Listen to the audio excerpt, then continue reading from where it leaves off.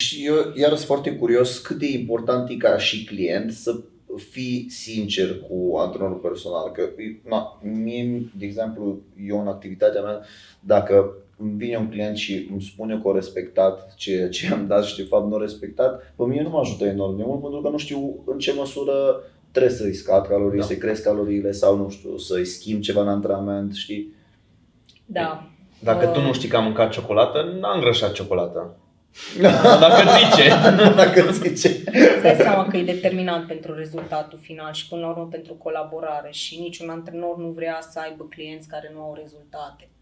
Evident, ni s-a întâmplat tuturor să mai avem 1-2 oameni care efectiv e mai lent sau reușește să-și implementeze un stil de viață sănătos în mai mult timp, dar trebuie să-i dai și omul ăla o șansă și răbdare, adică nu poți, e un stil de viață care trebuie să-l duci pe termen lung, adică toată viața. Că și atunci... e important să implementezi obiceiuri gradual. Exact, și nu se adaptează toți la fel de repede, nu toți au același job. Sunt oameni care, de exemplu, lucrează în profesii în care stau în picioare toată ziua, unele fac unghii, mai știu eu, o grămadă de profesii în care poate nu ai timpul fizic să-ți organizezi mesele la o oră fixă și mai dai skip la câte o masă. Într-adevăr, e greu, dar având răbdare cu ei și văzând rezultate, chiar dacă sunt mai lente în felul în care se pot adapta ei, oricum, e un plus, zic eu.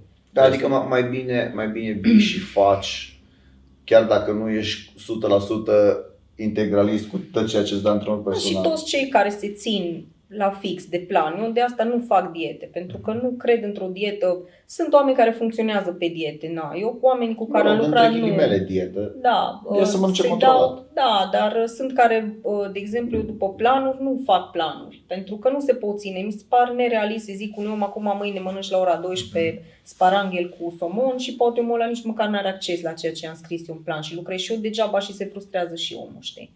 Dar îi dau alternative și atunci ai niște opțiuni, le-ai respectat bine, nu le-ai respectat, hai să vedem mâine cum ne putem organiza să fie ok la final de săptămână. Eu merg pe poze, de exemplu. Eu nici nu fac planuri alimentare, dar eu pe WhatsApp, în fiecare seară după ultima masă, poze cu tot ce am mâncat în ziua respectivă și o băut în afară de apă și atunci analizez. Uite, a fost un pic prea grasă mâncarea aia, mai scoate puțin de acolo, mai bag așa, nu prea ai legume, încearcă să mai pui niște legume și mergem tot așa. Și treptat încerc să schimb cumva obiceiul.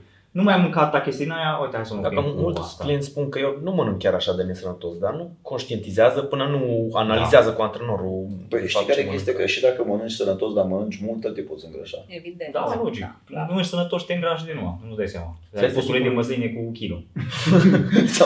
sau ăsta ne-ai. Ți-ai hidratat articulațiile, știi? Și surplusul s-o dus.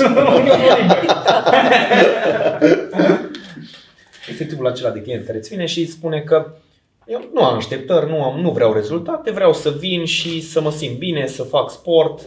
Care e părerea ta despre... Adică... Sunt oameni care își doresc să facă activitatea asta, dar nu au suficientă motivație să o facă pe cont propriu și mai au nevoie și să socializeze. Poate că unii sunt cu muncă de birou și poate lucrează de acasă, cum e mai rău, că e combinația nefericită. Și atunci au nevoie să mai iasă și atunci vin la un antrenor și automat mai cunosc și alți oameni. Exact, adică să simtă apartenența la un grup. Apartenența lor la un grup să fie. Da, am observat că după câteva luni își dau seama că chiar vor mai mult. Depinde. Se stimulează în grup, să știi. Dacă le place colectivul și...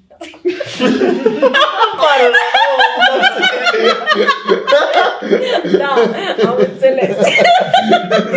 Și e foarte ok. Nu, dacă tot e acolo, știi, e normal să simtă stimulat de grup, că în grup ești mult mai motivat să faci, știi? Că îl vezi pe celălalt că face ce, dar ce stai că eu nu pot, vă rog eu frumos abțineți-vă și fiți de chat, că suntem la un podcast serios, așa.